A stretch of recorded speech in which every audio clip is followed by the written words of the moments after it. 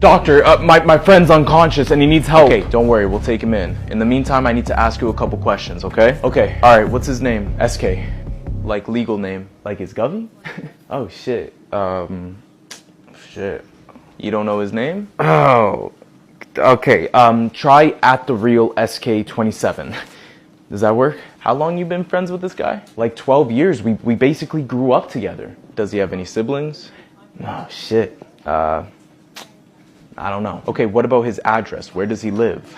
Well, I mean, he usually just plays ball at LA Fitness, so I don't really know his exact whereabouts. His mom? Hot. Her name? Oh, no, I don't get that personal. Okay, so let me get this straight. You've been friends with this guy for 12 years, and all you know about him is that his name is SK, he goes to LA Fitness, and he has a hot mom. We just don't really talk about that stuff, you know? It's just, it's too deep. You mean talk about his life? All right, what about you? Who's your guy best friend? Well, that's easy. It's Dr. Jones over there. We've been friends for 20 years. Okay, what's his first name?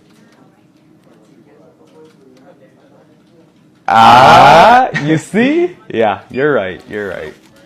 Your friend's probably gonna die. Best male friendships consist of just calling each other gay. If your guy friend stops calling you gay, something's wrong. You know, you need to check in with them. But I have friends, and that's literally all we ever do. We just call each other gay.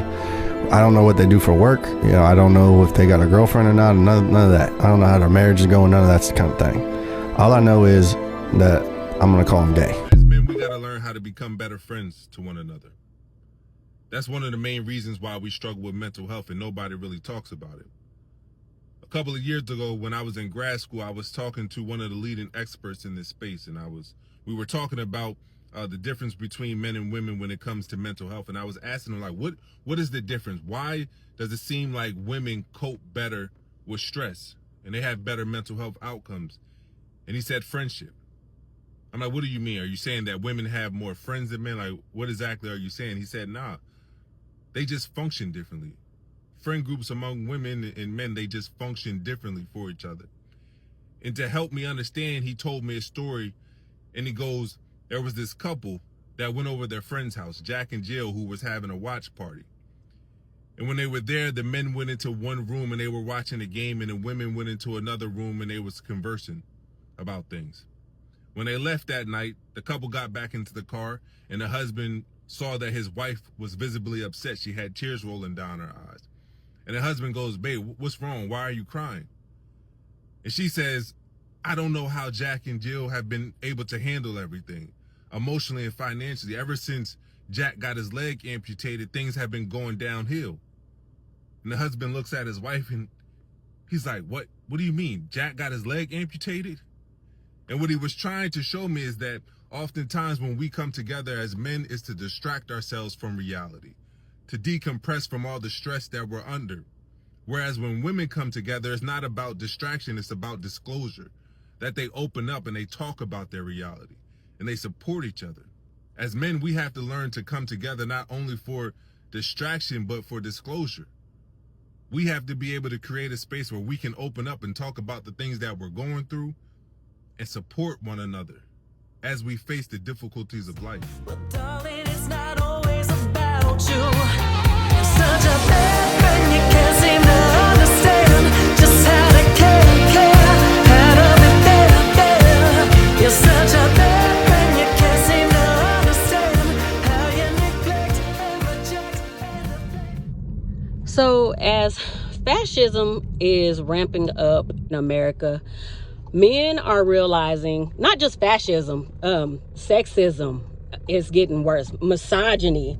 Men are realizing that women don't want to have anything to do with them. They don't want to birth their children, and men are getting lonely. And in their loneliness, they are trying to seek out friendships with other men. But as they're seeking out these friendships with these other men, they're realizing that men aren't giving them what they need as far as communication. They're not giving them compassion. They're joking around when they're trying to be serious. These men are hurting, and they're trying to figure out what is going wrong in this patriarchy because they were lied to. They were lied to about what masculinity is, about what fatherhood is, about what being a good person is. And now that the women that they were with have left them and women don't want to have anything to do with them, they're trying to seek out other men, and the other men are just like calling them gay or just being shallow or just want to talk about sports or video games or play basketball, and these men are hurting and they have nobody to talk to. Women don't want to talk to them no more because women are tired of being like their emotional dumpsters, and they don't listen to women. So when women were trying to give them all of the things that they're now looking for in their friends, they didn't want to listen to women because the patriarchy told them you shouldn't listen to women. Women are emotional. You're the leader. Why listen to, your wife when you're the head of her? Like stuff like that. All you have to do is listen to Red Pill or the Manosphere or MAGA, and they're still spewing out all the lies that they were taught and pushing women further and further away. As they're also trying to make laws to trap women and to imprison women once again. So they're going to other men, trying to talk to them, and they're realizing that men have horrible, horrible friendships. Men don't know how to be friends to each other. Women were in these relationships trying to teach men how to be good sons, how to be good fathers, how to be good friends, like how to be good humans overall to everybody. How to love yourself, how to take care of yourself and groom yourself, like how to clean up. And like they're out in the world and they're going through a loneliness epidemic and they can't help each other.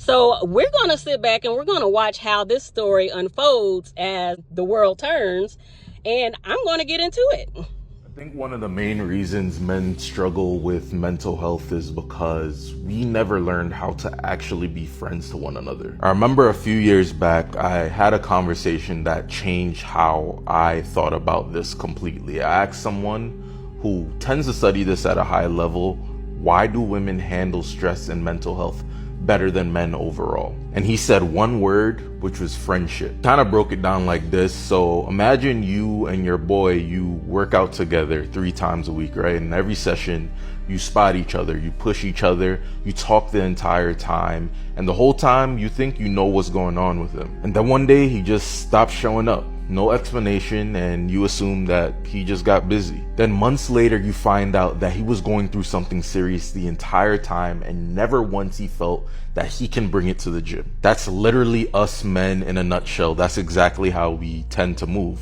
because we come together to distract, to decompress, and we need that, but we never come together to actually say, yo, I'm really struggling right now and I need my people. We carry everything alone and we call it strength, and then wonder why we're breaking down in silence. Real friendship between men, it really has to go deeper. It has to include the uncomfortable conversations, the ones where you look at your boy in the eye and you ask, yo, how you really doing? Really check on your boys, and it's not just to hang, but to actually know. If a man has no friends, if a man has no social circle where he's loved and treasured, where he can talk freely about what's going on in his life, if he has none of this, then whatever woman comes into his life is going to become that social circle. And that job is going to be exhausting because we are all so complex. How many friends do we really need? Well, we need a few, right? Because some of our friends are really good at one thing, others at another. And some friends listen more intently or more kindly than others. But if he has none of that, then she has to do all of that work. And you have to think, poor thing, she is going to be exhausted. It is not going to work because we are all so complex that none of us can get by with just one person meeting all of our emotional needs. This is hard for all of us because we're so excited sometimes about meeting someone we really like that we forget to ask those follow-up questions, or we forget to engage in a process of discovery where we find out what their friends are really like. And in the absence of friends, sometimes we just kind of mentally fill in the blank and presume that they have friends when really they don't. The friends of the people we fall in love with matter a great deal. They tell us vast amounts of information about this person we're falling for. And we need to figure out who their friends are and get to know them. We don't have to like them. We don't have to be close to them. But we should at least take the time to understand them, because that will help us understand this person we've fallen in love with. Happy Pride Month. And just a reminder, if I've said it once, I've said it before. Stop calling shit gay in a ill juvenile attempt to get a laugh. It's so very high school of you. Also, you have no idea who's going through something and who has no idea where they line up in their orientation, identity, or sexuality. It might be a sensitive subject. And if you have not had those conversations on an intimate level with them, going through and really wrestling with what they might be dealing with, getting a small stupid laugh out of something that you notice to be feminine or weird or odd, whether it's the way they dressed, how they talked, how they acted, or any of the millions of ways you found it to be out of the ordinary, it's just not worth it on a friendship level or with any person kind of level. Be a better friend, make better jokes. Stop calling shit gay. Friends who disappear as soon as they get a girl never wanted to be your friend. They were just using you to fill a void. And the sad reality is that action is probably subconscious. You were in their life because you made them feel better based off of how you acted in the relationship you had. But when they found somebody who filled that void better than you and didn't make them feel lonely anymore, you become an afterthought. So their actions might not be conscious, they might be subconscious. But that is the sad reality of the situation. You were just part of their life in the meantime until they found what they actually wanted. Send this to your whipped ass friend who did this exact die by suicide at roughly 3 to 4 times the rate of women, and loneliness is a major reason why. Today is day 4 of saying the things out loud that men don't say, and I want to focus on loneliness. It's not often that me or the homies call each other and say, bro, I'm lonely. I think usually we try to speak about it indirectly by saying, yo, what you on, what you got going. But imagine how productive connection would be if we called it what it was. We're lonely. So what happens is men can't outright say that they're lonely. They usually turn to something that they feel, I don't know, will fill a void. Usually it's something detrimental like sex or drugs or alcohol. Sometimes they even just sit with their anxiety that comes with just being alone. And that's just as detrimental as taking a drug. I want to encourage you to call it what it is. It's loneliness, and it happens. I dealt with it myself when I relocated from Michigan to California. It was tough. I didn't have a community yet. I feel like I was only surrounded by people that were looking for transactional relationships, and that was new to me. With that being said, I had to build a community. I had to admit that I was suffering from loneliness. And even though I admitted it to myself, it kind of helped me to act on it outwardly. And so for the man listening to this, I want you to do just that. I want you to call it what it is. And if you are lonely, I want you to seek community. So send this to somebody, man, who you haven't checked on in a while. I bet you they'll appreciate it. Take care. Boys, we need to stop using humour as a way to, like, deflect pain. Yeah? I've just been sat here thinking, everyone used to use humour as, like, a way to hide, avoid, or stop having, like, serious conversations about emotion, you know? And I see this in the workplace still. It's like, men often laugh it off rather than face the discomfort of the emotion head on, you know? And someone said to me the other day, I joked about it because it was easier than admitting how hurt I was or how much I was hurt. I just thought, you know, that's literally so true, is that we are avoiding that vulnerability of going, that actually really hurt my feelings, or that situation was really dark or horrible, and I didn't know how to cope with that. Then, this is where then the therapist then would come in and be like, that's where you need to do some regulation, you know, that's where you need to go through the processes of grief. I think we're not taught or shown practical tools to get over grief, you know, or pain, or, yeah, the pain caused by vulnerability. Why do men joke when they should be serious? Humor is often a mask. Psychologists call it deflection, using laughter to avoid uncomfortable feelings. When men feel anxious, ashamed, or insecure, they crack jokes. It's easier to laugh than admit pain.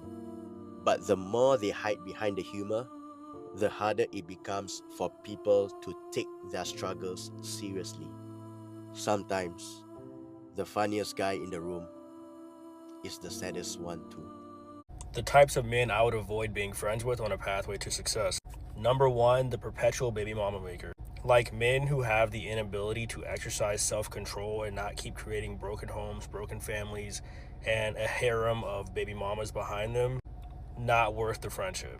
Because that is straight impulsive behavior, and those individuals lack all kinds of self-control when it comes to And oftentimes there's no way you can spread yourself thin enough to be a proper father to all those different broken homes.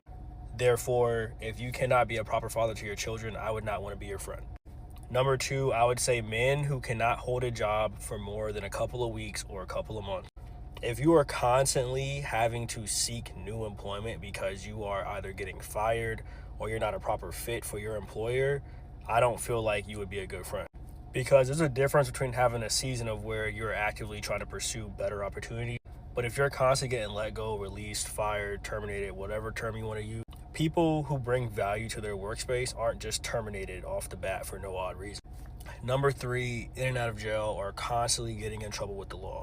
That's pretty self-explanatory. Public image is everything, and hanging out with individuals that are constantly in and out of prison, constantly getting in trouble with the law, individuals like that clearly demonstrate a lack of self-discipline and self-accountability because you're constantly doing things that you know are going to put you behind bars, meaning that you're constantly doing things that put you in danger, most likely. Lastly, I would say friends that always seek to use you and add nothing to the friendship whatsoever. Like, always want to utilize your car. Every time y'all go out, they have no money, so therefore you're having to pay their way every single time. Asking you to utilize your jewelry, asking you to always borrow your clothes. I don't mind giving one of my friends the clothes off my back. However, if it's a constant need and a constant thing, you got to get your priorities straight. And if you add nothing to the friendship, like, what is the purpose of it? Your homies treat women like shit, they gonna treat you like shit, alright? You don't want them around. That's the easiest way to figure out, okay, how do they think about me? If they treat women like crap, they're gonna treat you like crap. It may not be evident right away, but this is like the first flag, the first sign that you don't have a good friend, okay? They're not gonna be good to you. I'm just saying, when things hit the fan, they're gonna do the toxic things they do with the lady to you. So surround yourselves with dudes who are wonderful to their girlfriend if you want them to be wonderful to you. It's funny when men were getting mad because women were saying that, like, you know, men's friendships are extremely lacking compared to female friendships. And honestly, as a guy, I have to say, like, they're actually telling the truth. Because the irony is, I always tell people, like, it starts really after, like, 18. Most men actually prioritize their romantic relationships basically after 18. Because I remember after high school, bro, it was like almost impossible to get in contact with any of my friends. Like, I was trying to, like, you know, stay in contact with them because, you know, after high school, it's because, you know, you're not seeing each other every day anymore, so it's harder to stay in contact. No, because I'm not gonna lie, I think women, like, if they become friends with somebody else, like another woman, they understand, like, the basic necessities of a friendship. Like, women understand you have to stay in contact consistently, you have to, you know, be there for each other, you know, all that other stuff. Like, men, like, it's almost like they treat friendships like they're basically like just nothing really.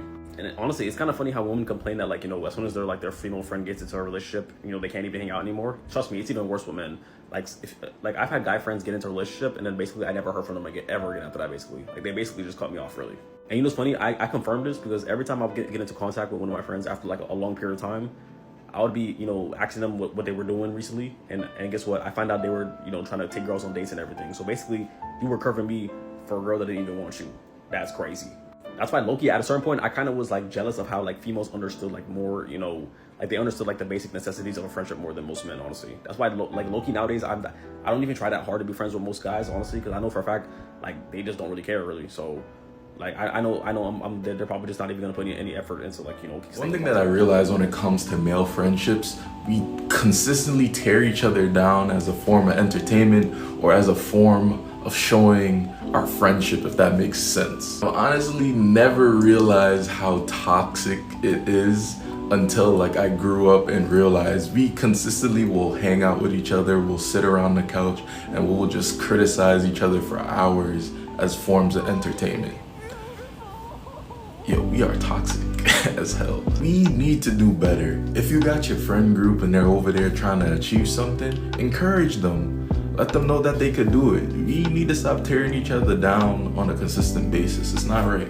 We are the only thing on this earth that isn't loved unconditionally, but by the conditions that we provide and the things that we do. So we need to stick together and help each other achieve our goals.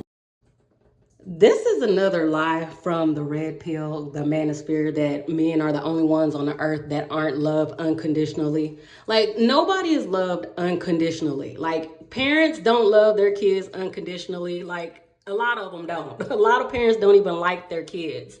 They say you're supposed to, but no, most parents don't love you. Those kids grow up and do something to piss that parent off. You're not going to love that kid unconditionally. Most kids don't love their parents unconditionally. Most people don't love women unconditionally. All you have to do is look at how men are treating women globally, including the government. Like, women are not loved unconditionally. Their kids don't love them unconditionally. Women get blamed for a lot by their kids when their kids grow up, and rightfully so sometimes. A lot of the times, women don't have the tools that they need to succeed in a patriarchy either. So women get blamed, and a lot of times women will take accountability and they'll tell their kids, I know I may not have been the best mom, but I did the best that I could do. I am so tired of being friends with other men. And this is not to say that there are not some amazing men out there. There's some great men in my life. But when I meet new guys, I feel like all y'all want to do is get fucked up and watch sports. Both of those things are cool, but there's so much more to life than that. And I think that us as a gender need to tap into some of the other ways of thinking about our friendships. Maybe pursue something that actually betters myself and you rather than just entertains, takes the edge off. We're sort of just doing what we need to do to cope rather than to actually like really enjoy life, to change our lives, to make our lives better. And that's something that I see a lot of women doing that I really admire. They have book clubs, make crafts together and do cool stuff. Like, why aren't we doing those things? Y'all aren't doing it because other men would call you gay for reading books. Other men would call you gay for doing crafts or learning how to sew or knit or do anything that they were told men were not supposed to do. They're going to call you gay. And other men care too much about what other men think. They don't care about what women think. They listen to what other men want from them. That's why you're not doing it. See how genuinely hard it is to talk to a man today without getting upset or annoyed. And I'm not saying this to like piss anybody off. It is just genuinely hard as a male person with no male friends or any friends at all, really. It's so hard to just maintain a normal conversation with a man because most men don't talk about stuff that's normal, if that makes sense. I work at a gas station. For anybody who follows me, you know this, and this is common knowledge. But it seems like every day I'm subjected to this weird, like mental battle that I have with myself, where I think like, did I say the right thing? Did I do the right thing? And it's mainly because of an interaction that I had with another man. And I find it so hard to describe, let alone like regurgitate these situations that I've seen and witnessed and experienced growing up with bad male influences, and it just makes it so fucking hard to talk to other men. Do you know how many times I've had a normal conversation with a guy and then it instantly went south because they said something fucked up? Like, you know, it would be a normal conversation about the weather, and I could be like, yeah, man, hopefully the weather's nice next couple days because my wife and I are going to be doing this and that. And the response was like, well, my wife was bitching to me the other day about blah, blah, blah. And I hear that, and instantly everything else is moot. You know what I mean? Like, I don't want to listen anymore because you just said one of the worst things you could have said about the woman that you supposedly love, and that's, you said she's bitching, which is degrading her. You are degrading her by saying that. Saying my wife is bitching is just not something that I really want to reciprocate to, or I have nothing to say to that because I don't know your family, I don't know your situation, and I feel like you would just be happy, wouldn't you? Like, wouldn't you just be happy knowing, oh, I have a wife at home who loves me and like cares about me? Wouldn't that make you happy? I don't know, it makes me happy. I've never gone somewhere and thought about complaining about my wife to anybody. Like, she's who I complain to, you know, about everything. It's just so hard to be friends with men today because they all kind of say the same shit, and they all think that you're gonna find something funny because you're a man. And I'm sick of that shit. I don't think it's funny to look at memes of like, oh, women can't drive.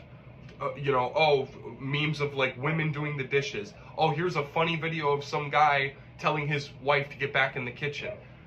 Why would this ever be fucking funny to somebody? Why? It's like, if it were a private conversation that my wife and I were making jokes about, like my wife makes a joke to me and says like, go back to work or something, or even if she looked at me and said, get back in the kitchen and make me food, that's funny because it's between us and we know, like, we're comfortable enough to be like, okay, we know each other, and that's fine. We're on that level where we work together in that sense, both comedically and emotionally. And it just kind of like drives me crazy talking to other men, and they will say these really, really harsh, alarming things about the women in their lives. I cannot stand it. I just can't. You know how people say men don't know anything about their friends? I made a game to put it to the test. I went through a breakup this year. It was really bad. Don't ask her name. I had to move out of my apartment. I left New York. Broke my heart. What was her name? I didn't really know why you moved her. If you think that's shocking, there's a study in my book. This researcher asked men to name their closest friends, someone you would call in a time of need or need to borrow money from, or if you're in hospital. Men named people who were dead and didn't realize. Men named people they hadn't spoken to in 7 years. The reason why I wanted to look at it was the fact that when it comes to female friendships, a lot of the times people go, oh, it's bitchy, it's catty, it's gossipy, like female friends aren't actually real friends to each other, they're much more frenemies. But then when I looked at male friendships, I was like, right, they're simpler, they're easier, but at the same time, there's no depth, there's no intimacy. The reason why a female friendship heartbreak hurts just as much, if not more than romantic relationships, is because we perceive an entire future with that person. That person usually knows us more intimately than our romantic partners. Before we can picture the groom at our wedding, we can picture the maid of honor. There's actually a beautiful quote by Anne Morrow Lindbergh, who says, men kick friendships around like a football, but it doesn't seem to crack. Women treat it like glass and it goes to pieces. And I thought that pretty much summed it up. And the conclusion of that chapter I found was that we can't keep comparing them, and instead we need to actually start taking strengths from both male friendships and female friendships, and we see the positives in it when men have things like bromances. That if you don't have that intimacy, you don't have that connection, you don't have that depth. Yes, you have warm bodies around you, but it's not making a practical difference in terms of the loneliness epidemic. We tend to focus on the male loneliness epidemic,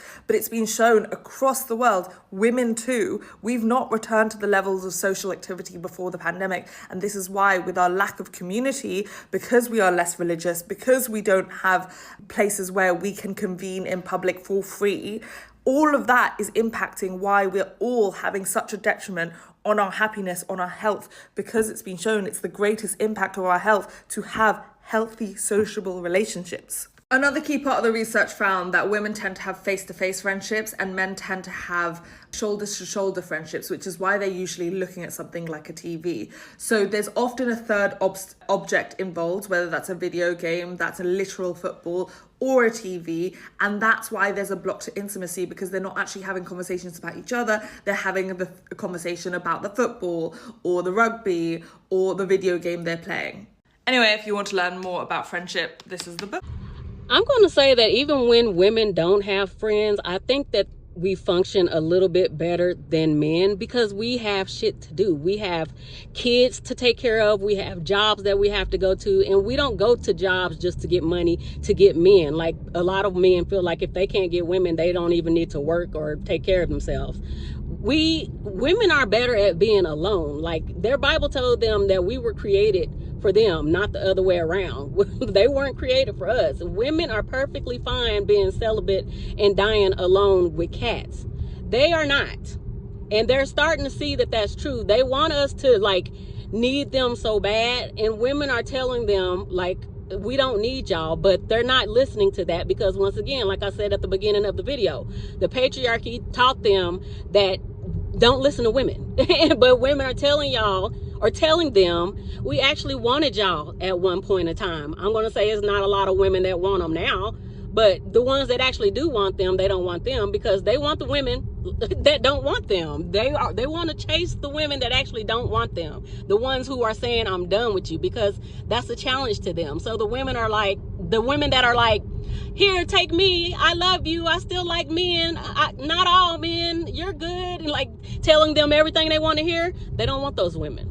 They want the women that are like, fuck you, I don't want to have anything to do with you, die. Those are the women, I promise. Those are the women that they want. They're so weird, y'all. They're so weird.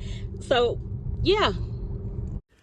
I speak to men all the time, and they tell me I don't need to hang out with my friends to know them. Well, I say that you don't really know your guy friends, even the ones you call brothers. It's not because you don't care or we don't care. It's because we've been trained, scarred, and downright forced to believe walking alone makes us stronger. Society has drilled into us, don't be soft, don't be weak, don't be vulnerable. So we've mastered silence.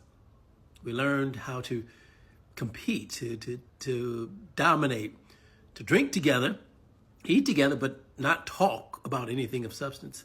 Some of us don't even have the emotional vocabulary for what we feel. That's why as guys, we know each other's favorite beer, but we have no idea what's behind that smile, that pain, and underneath fear of judgment, fear of being rejected, fear of opening up. I might lose respect, or worse, lose connection. And in some childhood bullying that comes up about our dad, about our role models, about other men who have left us, feeling like strangers who didn't really know us, who never sat down with us to find out who we were and allow us to find out who they were.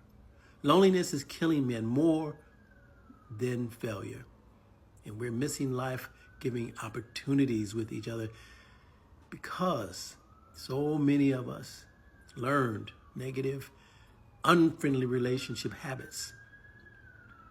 Maybe it's time we relearn what friendship actually means. These videos about male friendships being shallow, I could not relate. A lot of my homies in my life, I have a very great relationship with, you know what I mean? And these are men that I have seen at the lowest of low, the highest of the high, vulnerable of the vulnerable, okay? And I would never dismiss what they're going through, like serious situations that a lot of them have been through. I would never dismiss it as something to make fun of. Because as men, we are getting older now, okay? It is not bad to be there for your homies in an emotional, logical way. And there are some things that only men can understand about other men that are going through specific things in life. For us to help each other become better men and to keep each other accountable as well. I'm not going to like this, but men are the reason that men are lonely. A lot of men seem to pride themselves on having low maintenance friendships with their other male friends, when really this low maintenance is just another word for I don't really check up on him and I just presume that he's okay. And when I do, eventually talk to him after a couple months, he says it's okay and I just take it for what he says. If I'm being honest, I had this sort of opinion as well that, low maintenance male friendships are the best because you don't have to put any effort into them and we can still be friends. But the more I think about it and the more that, I am around women and see how their relationships and friendships are, the more I realize that men's relationships are quite surface level. And honestly, this is the downfall of male friendships. The fact that for some reason, men find it almost embarrassing to want to spend time with other men without it involving any opportunity for women to be involved. When vice versa for women, if anything, love spending time with just other women. If one of your male friends asks to join him for, to go to some galleries and do a painting set or something, tell me that your first instinct wouldn't be what? That's fucking gay, like. 9 times out of 10, they would definitely say that it's gay. And 9 times out of 10, if they just went to the damn paint and sip, they would have the time of their life. They have paint and sip karaoke's. They have all kinds of paint and sips that are fun. You could drink. Like if you got a drink, it's going to be a time. a time will be had. But they're so stuck on everything being feminine that they can't even enjoy life. It's so sad. And I'm not saying it's like saying, oh, like it's wrong to have this first thought, because it's become natural in our society to basically, I don't know, almost sexualize the male. I don't know, sexualize males to an extent where we can't even enjoy things that aren't, you know, just macho and masculine. And I feel like this is one of the massive downfalls of men, that they don't feel comfortable to do anything. I really don't understand how we as women ever fell for the lie that they were leaders. Like, how the hell can you be a leader if you can't do anything? Like, in life, you can't even do anything because you'll be called like gay or a woman or like something else just stupid. Like, how are you going to lead anybody like that? Leaders don't give a fuck. Leaders don't care. Leaders are going to do what leaders are going to do. Well, they care. Well, leaders do care about other people, but other than that, if they know what they're doing is right and not hurting anybody, leaders are just going to lead. Like, men feel like there's only certain social things that men can do together, and anything out of that is just, you know, it's sus, it's zesty. Like, low key, the downfall of a lot of male friendships is homophobia. Guys don't want to be seen doing feminine activities with men because it might be seen as gay or zesty, whatever the fuck that means. Women don't know how to have good conversations. I'm not trying to. No, this is all fair. They don't ask follow-up questions. Yeah, but they don't do that with each other. I feel like that's why men aren't good friends to each other, because they mostly talk and comment, but they don't prod and poke. And my husband will be like, "Oh, they're moving to New Mexico." I'm like, "Why are they moving?" I don't know. I'm like, I didn't like a huge life change. Like, did you ask any follow-up? Pisses me off. Like, literally, I was talking to somebody who's talking about like his friend's marriage just fell apart, and I was like, oh man, why was it like was it another woman? He was like, oh, I didn't ask all that, but he was really sad, and I'm like, what the fuck? You didn't ask anything. His marriage fell apart, and you didn't ask any questions. That's crazy, and I can't imagine that. Like, I would be at my friend's house, like, you know.